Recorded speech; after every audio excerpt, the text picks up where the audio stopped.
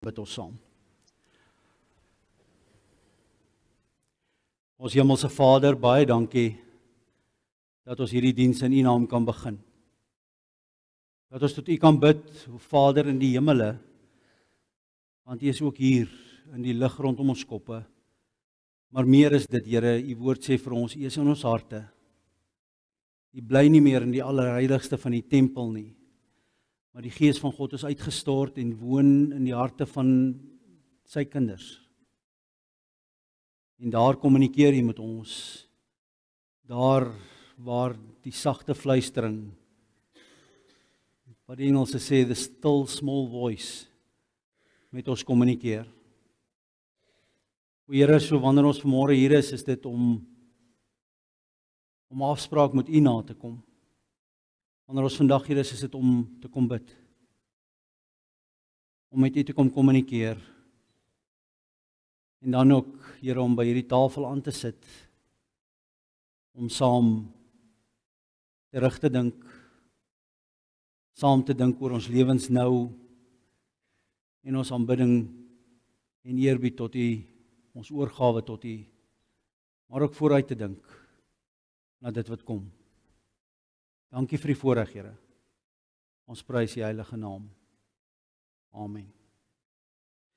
Vriende, ek gaan 'n wye draai vat vanmôre. Soos ek gesê het, baie lees, min praat. Ek sal hier en daar 'n bietjie die konteks skets, 'n bietjie verduidelik. Baie maal as mense vir jou vra, so nogmaal, why? Hoekom?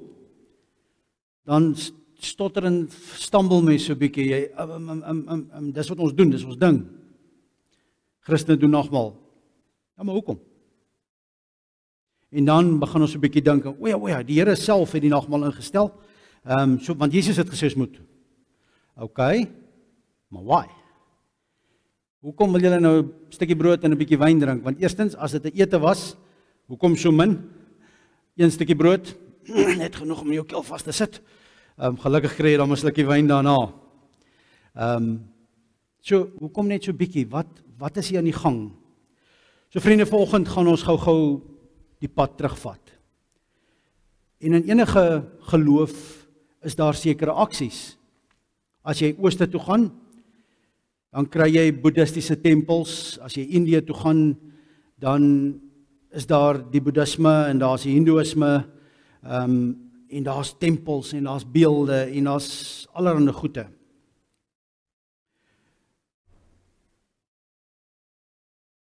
As jy na die Jode toe gaan, is daar Sabbat, en Sabbat staan baie sentraal, en by die Sabbatstafel, die etenstafel, het die familie 'n hele klomp rituele en gebruike. As jy na die moslems toe gaan, dan word daar 5 keer 'n dag gebid, en dan 1 keer 'n jaar, die wat kan, met 'n hele pelgrimsreis Mekka toe. So wat is die groot goed wat Christene doen? Ons het net 2 goed. Net 2 sigbare sakramente. En met die reformatie was die beelde wat in die kerke was uitgehaal, want die beelde het die plek van die woord gevat en die reformatore het gevoel, nooit weer nie. Nooit weer kan ons toelaat dat beelde soveel in die plek van die woord kom staan en dat die woord as te ware van die lidmaat af weggevat is en dat net dominees die Bybel mag gelees het, soos dit in die Rooms-Katolieke Kerk in Latyn was en nie in die plaaslike taal vertaal nie en al die goed. So vandag het ons al 'n klomp vordering gemaak, maar ons het net 2 goed, 2 fisiese goed. Nagmaal, doop. Hoekom? Vriende, ons gaan terug heel na die begin toe. Adam en Eva word geskep. Adam vind onder al die diere nie 'n gelyke vir hom nie 'n maat nie. En dan sit die Here diep slaap oor Adam, en dan word Eva, Adama sê die Grieks, net die vroulike vorm van die manlike woord. Die vroulike weergawe van die manlike vorm word gemaak, Adama. En dan net die volgende hoofstuk, dan is dit die sondeval, hoofstuk 3 van Genesis, die slang was listiger, die slang verlei vir Eva om eintlik maar te sê, maar as God al hierdie kennis het, wil ons dit ook hê en ek wil dit hê, ek wil weet. En God word in 'n poging word God van sy troon afgehaal, maar dit gebeur nie. Al wat gebeur is die mens word gestraf. So dan sê die Here vir Adam, omdat hy nie vir Eva weerhou het daarvan nie, omdat hy langs haar gestaan het toe dit gebeur het, vir die mens, vir Adam. Onthou in Hebreëus is Adam nie 'n naam nie. As jy die woord mens in Hebreëus vertaal, is dit Adam. Dit is die woord vir mens.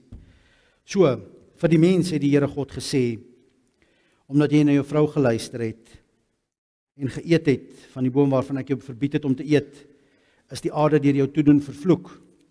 Met swaar kry sal jy daaruit 'n bestaan maak jou lewe lank. Die aarde sal vir jou dorings en dussels laat uitspruit en jy sal veldplante eet. Net deur harde werk sal jy kan eet, totdat jy terugkeer na die aarde toe, want daaruit is jy geneem. Stof is jy en jy sal weer stof word. Die mens het sy vrou Eva genoem, sy was die moeder van al die mense. Daarna het die Here vir die mens gesê, het die Here God vir die mens en sy vrou veldklere gemaak en hulle dit aangetrek. Toe het die Here God gesê, die mens het nou soos een van ons geword, deurdat hy alles kan ken. As hy nou maar net sy hand uitsteek en die vrug van die boom van die lewe vat en daarvan eet en altyd bly lewe, as hy nou maar net nie sy hand uitsteek en die vrug van die boom van die lewe vat en daarvan eet en vir altyd lewe nie. Daarom het die Here God die mens weggestuur uit die tuin van Eden uit om die aarde te gaan bewerk, die aarde waaruit hy gemaak is. Die Here God het die mens uitgedryf en om die toegang tot die boom van die lewe te bewaak, het hy oos van die tuin van Eden gerubs gesit en ook 'n vlammende swaard wat heen en weer beweeg. Dis hoofstuk 3 van die skepingsverhaal. Hoofstuk 4. Die mens het met sy vrou Eva gemeenskap gehad en sy het swanger geword. Sy het vir Kain in die wêreld gebring en uitgeroep, ek het 'n man in die wêreld gebring met die hulp van die Here. Sy het weer 'n kind gekry, Abel, 'n broer vir Kain. Abel was 'n veeboer en Kain 'n saaiboer. Na verloop van tyd het Kain van die opbrengs van die land 'n offer aan die Here gebring. Abel het dit ook gedoen van die eersteling uit sy kudde van hulle vet. Die Here het vir Abel en sy offer aangeneem, maar nie vir Kain en sy offer nie. En as mens verder lees, dan kom jy agter, maar Abel het geloof in die Here gehad. Daar was fout by Kain en die Here het nie sy offer aangeneem nie. En nou ken ons die verhaal verder. Hoofstuk 4 se begin in die Bybel bring die mens aan God 'n offer. Wat 'n offer? Of jy vat die graan van jou land af, jy sit dit daar neer, jy steek dit aan, jy steek die hout onder dit aan, dit brand uit, die rook styg op na die Here toe. Of van die vet van die dier wat Abel dan verbrand het tot die Here. Vriende, offer en om offers aan God te bring is van die begin af daar en in al die godsdienste. Mense bring offers. As jy daar in die ooste rondloop en daar's daai allerhande afbeeldings en allerhande tempels, as jy in Natal rondry en jy sien die Hindu en die Krishna tempels, dan's daar altyd 'n plek waar daar 'n beeld staan en 'n klomp klere blomme en daar's bakke met kos en daar's melk en allerhande goed word neergesit. En dit maak ook nou 'n probleem want die apies nie goed het geleer, hier's vars kos, so hulle kom sit daar en vat en eet. Maar daar word offers gebring. Mense bring uit hulle bietjies en uit hulle baie uit offers en kom sit dit daar neer. So in die mense is dit ingeskryf van die begin af dat jy bring van jouself en jy kom gee vir 'n God wat jy aanbid. En so sien ons dit in die Christendom ook, dat van die begin af hierdie eerste voorvaders, hoofstuk 4 is die eerste weergawe van waar daar 'n offer aan God gebring is en nou begin die storie stap. Nou kom hulle nageslagte. Ek gaan net so deur dit spring. Ek wil nie te veel lees nie. Maar hier in hoofstuk 12 van Eksodus is God met Abraham besig, die voorvader van die Jodendom. En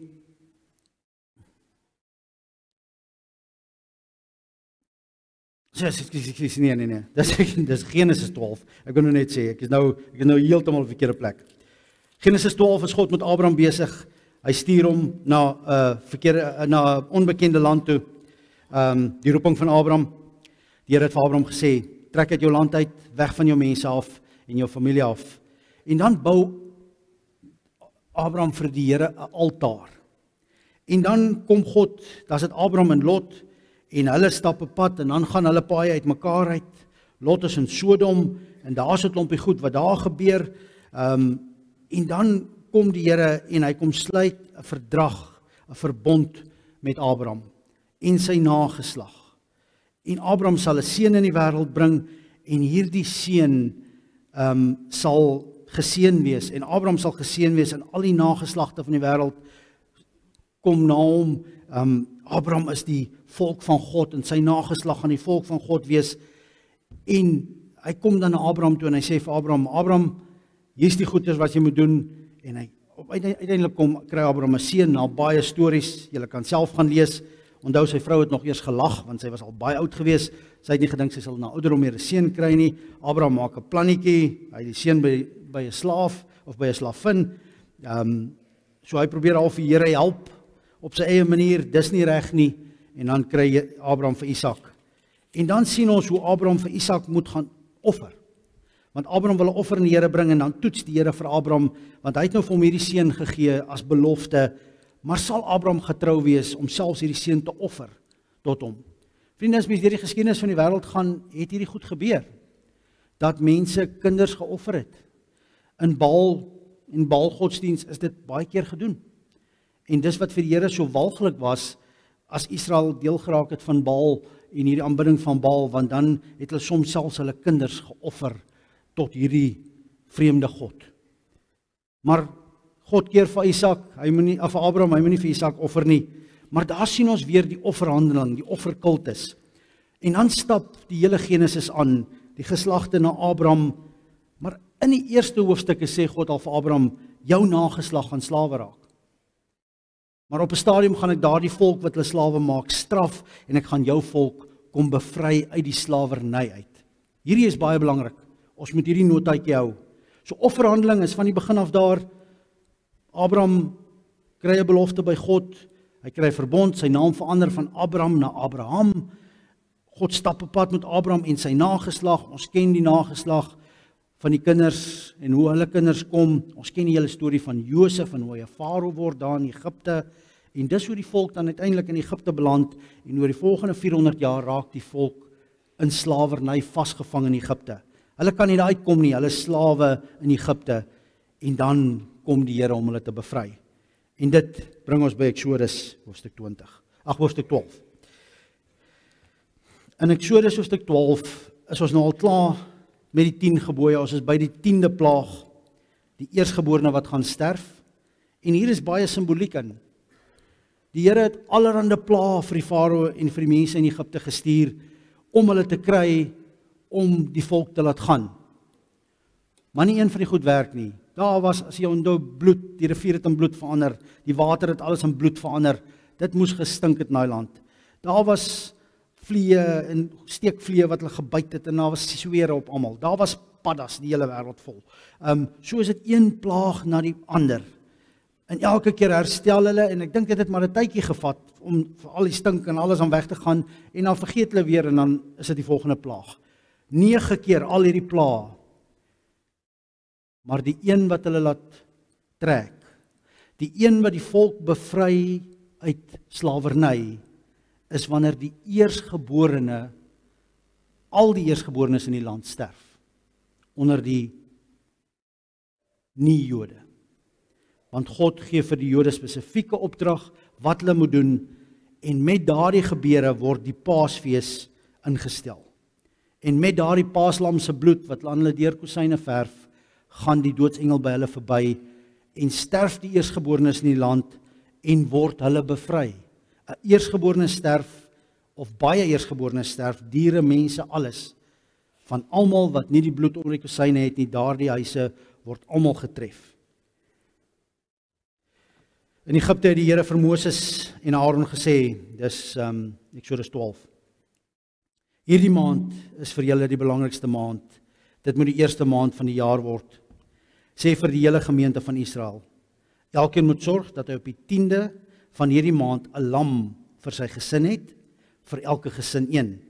En as 'n huisgesin te klein is vir 'n lam, kan 'n man en sy naaste buurman dit onder mekaar verdeel volgens die getal mense. Julle moet die lam deel volgens elkeen se behoefte. Dit moet 'n jaar oud rammetjie wees sonder liggaamsgebrek, 'n skaap of 'n bok. Julle moet hom goed oppas tot die 14de van hierdie maand. En dan moet die hele gemeente van Israel teen laatmiddag slag. Julle moet van die bloed smeer aan die sykante en die bokant van die deurkosyne van elke huis waar julle die lam eet. Nog dieselfde nag moet julle die vleis eet. Julle moet dit gebraai eet, saam met ongeseerde brood en bitterkruie. Julle moet dit nie rou of in water kook nie, maar oor die vuur braai met kop, pootjies, binnegoed en al. Julle mag niks daarvan tot die volgende môre laat oorbly nie, en as julle iets laat oorbly, moet julle dit die volgende oggend heeltemal verbrand. Net daardie nag moet hulle van hierdie vleis eet. Vriende, dis 'n offer, maar dis ook die kos wat hulle gaan eet en hierdie ongesuurde brood wat hulle dan op die pad moet krag gee vir dit wat nou kom, want die volgende dag moet hulle trek uit die land waar hulle slawe was. Hierdie is baie belangrik, want die lam se offer, die eerstgeborene se offer, hierdie beelde van die offers maak ons vry, is heeltyd teenwoordig in Israel se geskiedenis.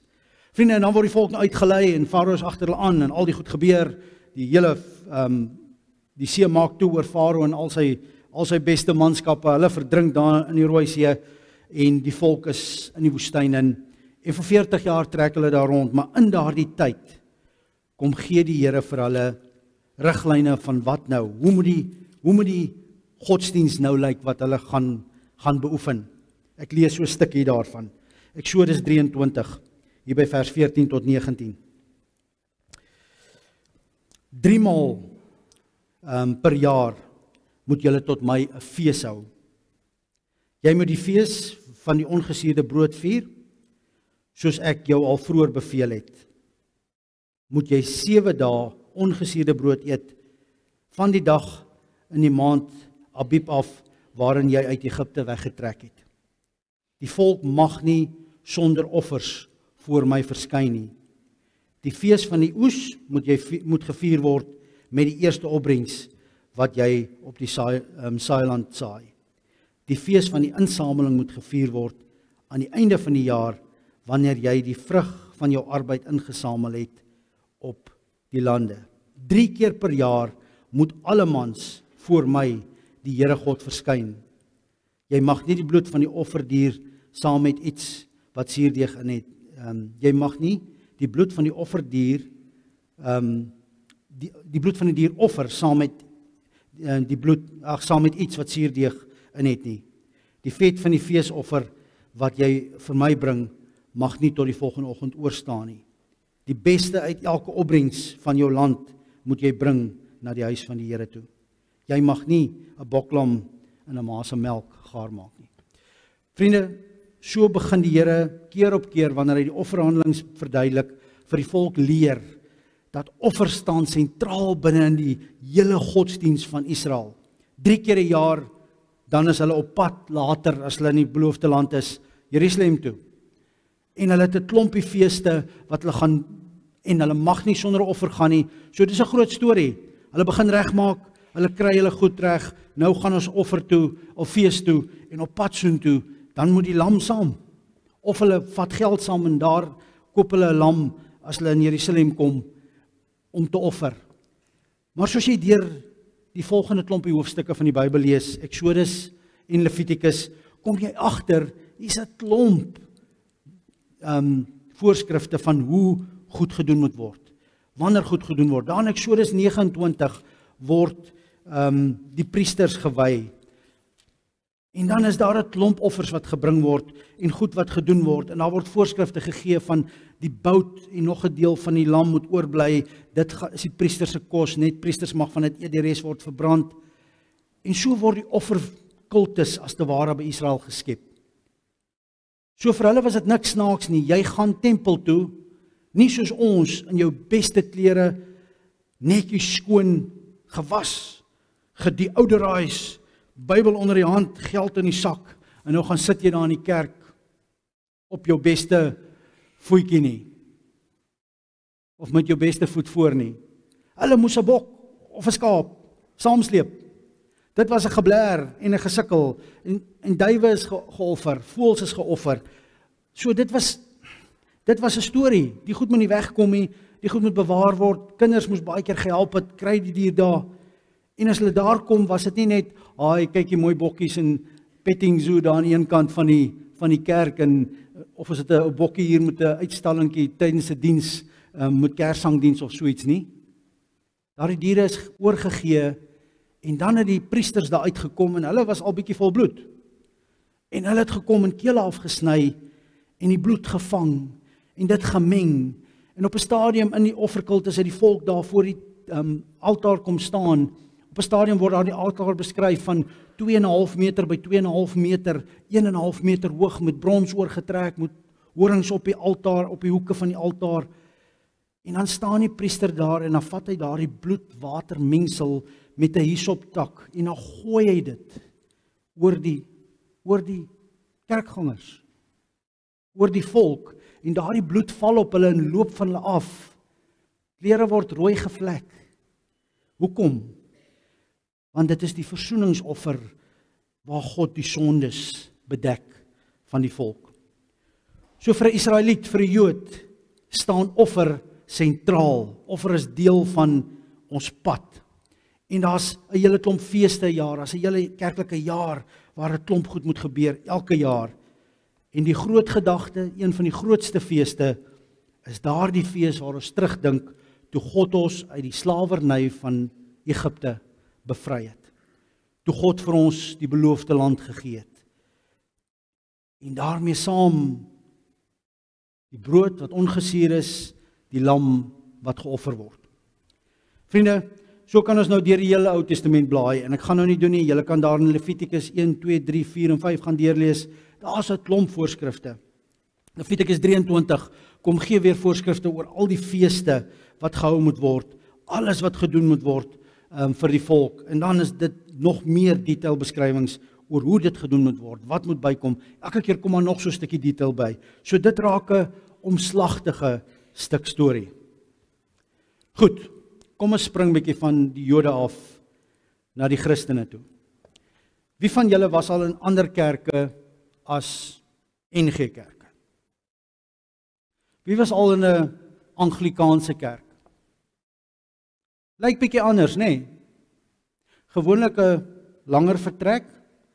Ons het hierdie kerke moet plekke om te sit. Ek bedoel, ek staan hier op die kansel, ek kan letterlik hier staan en my hande so uitsteek en dan is daar nog stoele agter my ingesit tot teen die muur daar agter. So dit sê vir my, ons idee van kerk is soveel as moontlik sitplek rondom 'n sentrale punt. So sê die Here staan baie keer op die kansel, so spreek die Here. Die gereformeerde idee is, die woord is sentraal, die woord van God is die middelpunt, en ons kom en ons aanbid die Here. Sien julle 'n altaar in die kerk? Maar in 'n Anglikaanse kerk sien jy een. In 'n Rooms-Katolieke kerk, waar sit die kansel? Baie van die flieks wat julle sien, sal julle sien, daar so 'n ou klein ronde dingetjie teen die een hoekie daarvoor. Die ouens sit so in die kerk, hulle wys baie keer in die flieks, dan sit al die mense nou hier, die kansel is deur voor, en so teen, of die gemeente, die kerk is daar voor, daar's 'n koor wat iewers staan en sing, en daar in die middel moet jy begin kyk, want daar's baie keer 'n marmer blok, senter in die middel van die kerk daarvoor.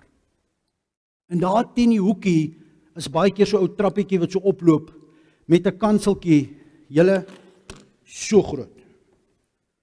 Dis baie keer net so 'n dingetjie. En daar gaan staan die priester en hy doen die preek, heeltemal op die kant, so van die kant af. Dan staan en doen hy die preekie, gaan af, en dan die Rooms-Katolieke, elke diens gaan rondom die nagmaal.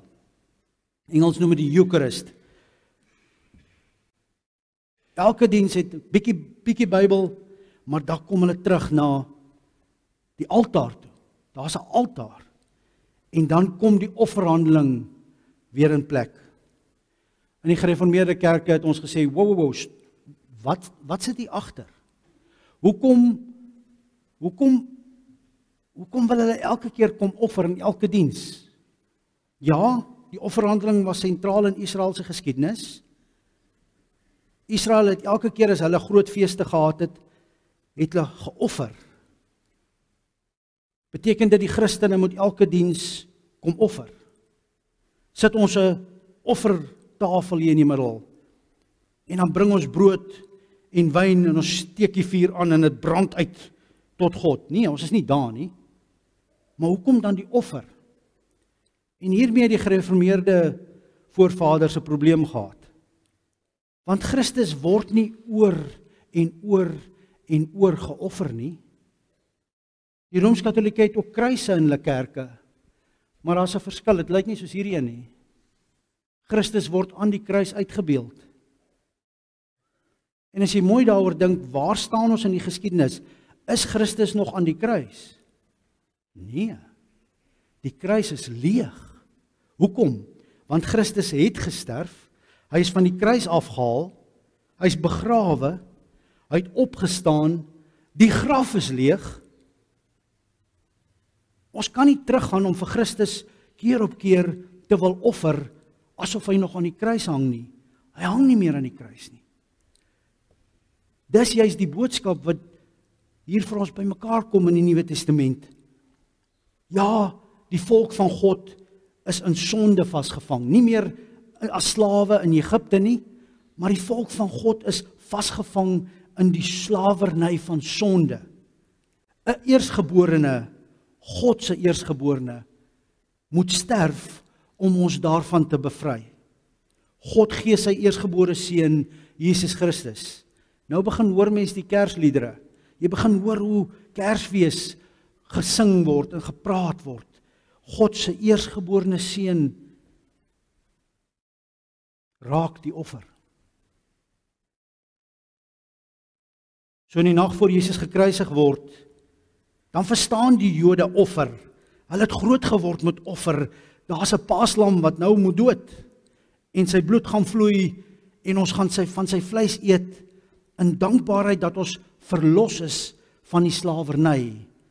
Jesus kom vat dit verder en hy sê, ouens, julle is nog steeds in slawerny. Maar julle is in die slawerny van sonde. En dan kom Jesus en hy kom bring 'n volgende deel van die geloofsgeskiedenis. Ek gaan die weergawe in Markus lees. So vinnig 'n paar verse. In Markus 14, Paasmaaltyd word voorberei. So in die Jode se koppe gaan hulle terug na Egipte toe. Ons voorvaders was slawe daar in Egipte. God het 'n belofte gegee, hy gaan vir ons 'n beloofde land gee, maar die volk het vasgevang 400 jaar slawe. Hulle het gebid tot God, God het vir Moses gestuur, 10 plaae. Farao wil nie die volk laat gaan nie. Eersgeborenes sterf daai nag en dis Paasfees. Dis waaraan hulle terugdink. So hulle berei die Paasfees voor. Jesus is in Jerusalem. Hier's opbou van 'n klomp goed. En daardie aand met die Paasfees. Ek lees vir ons. Op die eerste dag van die fees van die ongesuurde brood, die dag wanneer die Jode altyd die paaslammers geslag het, vra Jesus se disippels vir hom: "Waar wil u hê moet ons gaan regmaak vir u om die Paasmaaltyd te eet?" Hy stuur toe 2 van sy disippels en sê vir hulle: "Gaan na die stad toe. Daar sal 'n man met 'n kruik water dra julle ontmoet. Gaan saam met hom en waar hy ingaan, moet julle vir die eienaar van die huis sê: ons leermeester vra, waar is die kamer waar ek die Paasmaaltyd saam met my disippels kan eet? Hy sal julle dan 'n groot bovertrek wys wat klaar daarvoor ingerig is." Daar moet julle vir ons die Paasmaaltyd voorberei. Die disippels het toe gegaan en in die stad gekom en alles gekry soos hy hulle vir hulle gesê het, en hulle het die Paasmaaltyd voorberei. Die aand kom Jesus toe met die 12 daaraan. En hulle het sit en eet. Dan spring 'n bietjie verder, vers 22. Terwyl hulle eet, het Jesus brood geneem, die seën gevra. Daarna het hy dit gebreek en vir hulle gegee met die woorde: Neem dit, dit is my liggaam. Vriende, in die ongesuurde broodfees daar in Egipte was dit brood en vleis. Brood verteenwoordig ook die graan wat gemaal is, die offers wat gebring is, maar die brood is daardie deel en dan sit die vleis, dis 2 offers. Jesus kom en hy vereenselwig hom met die brood sowel as die vleis. Met ander woorde, die totale offer. Jesus kom sê vir sy disippels, ek is die volkome en die totale offer wat gebring gaan word. Of hulle dit op daai oomblik verstaan, weet mens nie. Maar terwyl hulle eet, neem hy die brood, vra die seun. Daarna sê hy vir hulle, hy breek dit, hy gee dit vir hulle en sê, neem dit. Dit is my liggaam. Toe neem hy 'n beker en nadat hy dankgebed uitgespreek het, gee hy dit vir hulle. En hulle het almal daaruit gedrink. Hy sê vir hulle, dit is my bloed, die bloed waardeur die verbond beseël word en wat vir baie mense vergiet word. Die eersgeborenes moes sterf sodat die volk kon trek. Jesus bring hierdie goed bymekaar in homself. Ek is die eersgeborene van God. Ek is die volmaakte offerlam. Geen sonde het hy gedoen nie. Offerlammers kon nie die finale offer wees ooit nie. Daar sou nie 'n einde wees aan die hoeveelheid skape, beeste, graan wat geoffer moes word vir die sonde van die mens nie, want dit vermenigvuldig net. En dan kom ek by Hebreërs uit. Ek lees gou vir ons vinnig daar in Hebreërs hoofstuk 9. Waarby Jesus ook aansluit, is die verbond met Abraham. Want hy sê hierdie is die tekens van die nuwe verbond. Ek beseël die verbond. Ek verbind daardie verbond van God met Abraham, met die volk, hiermee verder vorentoe. Die eerste verbond, Hebreërs 9, het voorskrifte vir die erediens gehad en ook 'n aardse heiligdom. Die verbondstent is opgerig en in die voorste gedeelte daarvan, wat die heilige genoem word, het die kandelaar en die tafel met die offerbrode gestaan. Agter die tweede voorhangsel was die gedeelte wat die allerheiligste genoem word. Daarin was die goue wierookaltaar en die verbondsark wat in sy geheel met goud oorgetrek was.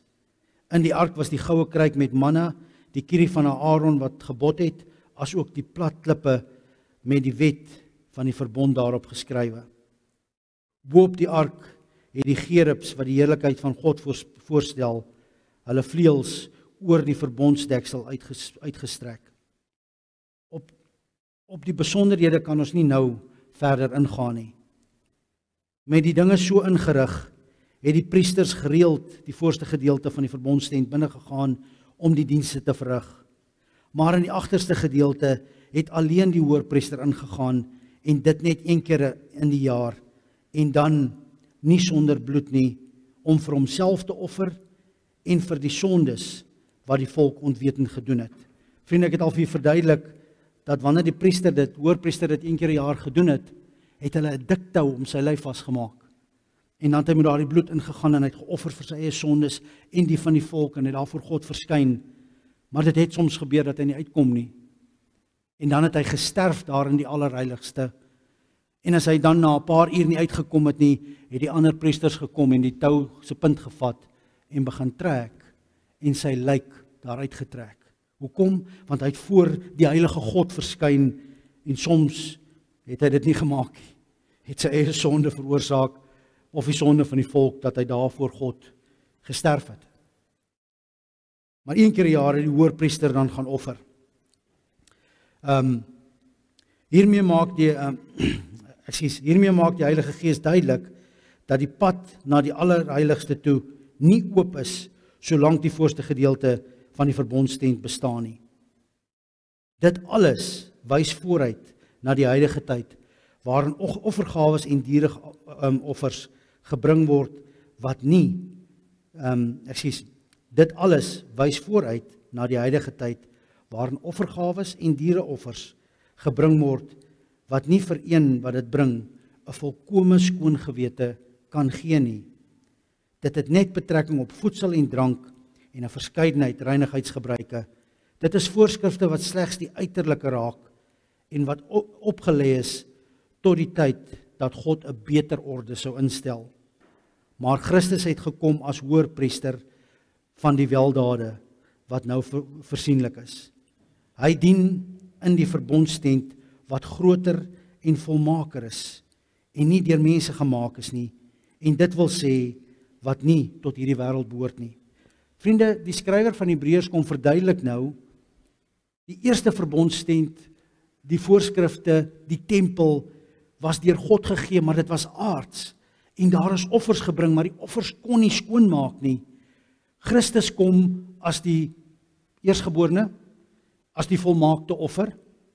Hy vergelyk die brood en die wyn met homself. Die skrywer van Hebreërs gaan nog verder om te sê, Christus is in die orde van Melchisedek, hy is die perfekte hoërpriester. Hy gaan hier in die hemelse tabernakel in, of altaar in. Hy gaan by die hemelse altaar en hy offer homself, die volmaakte offer, 'n offer wat eenmaal geoffer word om die sondes van mense weg te vat. Ek gaan nie verder lees nie as gevolg van die tyd, maar jy kan self Hebreërs 9 gaan deurlees, want dit verduidelik dit alles verder. Vriende, hoekom het ons nie meer 'n offertafel in die kerk nie? Want die offer is gebring. Christus het aan die kruis gesterf en die finale offer gebring, sy bloed het gevloei, sy liggaam is gebreek vir ons. Voor hy dit doen, stel hy self die nagmaal in. Hy sê, wanneer julle hierdie brood breek, dink aan my liggaam wat gebreek is, die enigste liggaam wat kon betaal vir julle sonde, die liggaam van die eersgeborene van God, die liggaam van die volmaakte hoërpriester. Hierdie priester het nie ander goed geoffer nie, maar homself. Al hierdie goed kom saam, al hierdie lyne van die Joodse offerdiens kom saam in Christus. Wanneer julle hierdie wyn drink, dink aan my bloed wat gevloei het, die enigste offerbloed wat julle kan skoon was en vir julle skoon gewete gee. Vriende, die kruis is leeg, Christus is begrawe, hy het opgestaan uit die dood, en omdat die graf leeg is, dink ons weer aan die nagmaal, aan daardie opstaan uit die water uit, gewas, lewend in Christus. Al die lyne kom in Christus saam. So wanneer ons in 'n kerk instap, dan doen ons nie elke Sondag die nagmaal nie, want ons het nie nodig om keer op keer te offer nie, maar dit is nodig om maar gereeld hierdie 2 tekens te gebruik. Die wyn te drink, die brood te eet, en by die doop te sien hoe die water oor 'n kind se kop vloei, en ook te sê, ek is ook gedoop. Dit is nodig om ons te herinner met daardie fisiese goed, maar die kern, die middelpunt, is die woord van God. Is God self, aan wie ons verbind is, bely ons die verlossing in Jesus Christus. So vriende, is nagmaal belangrik? Ja, want in nagmaal kom al die lyne bymekaar. In nagmaal dink ons aan alles. Kan ons letterlik oor die hele geloofslewe iewers aanhaak. Is daar 'n aanhaakplek vir alles in die kerk? Die formulier sê dit baie mooi. Wanneer ons by die nagmaalstafel kom sit, dink ons terug aan wat Christus gedoen het 2000 jaar terug, en selfs voor dit, God se verbond, en wat in Christus volvoer is. Christus die finale offer. Ons dink aan die geskiedenis en die geloofspad wat God met die kerk geloop het tot op hierdie dag. Maar ons dink ook aan ons lewens wat verby is, en ons dink aan God se getrouheid en God se trou in ons lewens en die besturing van God in ons lewens en sy versorging van ons En dis met dankbaarheid wat ons by hierdie dag kom. So vandag vier ons dit met dankbaarheid wanneer ons hier sit.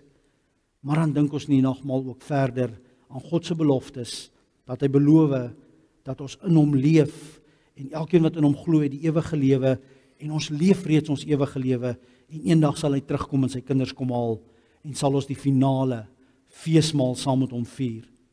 Jesus sê ook dan, wanneer hy die brood klaar geëet het, hy sal nie weer van hierdie beker drink of van hierdie brood eet, tot en met die groot fees daardie dag, wanneer almal saam gaan fees vier, aan die einde nie. Vriende, die nagmaal staan sentraal. Die nagmaal gedenk Christus se offer aan die kruis, Christus se opstanding uit die dood. By die nagmaal vier ons die feit dat ons nou voor God kan kom en sê, Here, vergewe my sondes, en dit word nie net met bloed toegegooi nie, dit word vergewe, weggewas, skoon gewas. Ons kan met 'n skoon gewete hier wegstap. Daarom het die tradisie in die kerk baie vinnig begin, dat ons onsself ook ondersoek, voor ons die nagmaal gebruik. So, ek gaan nou, laat ons eers 'n lied sing, Marina,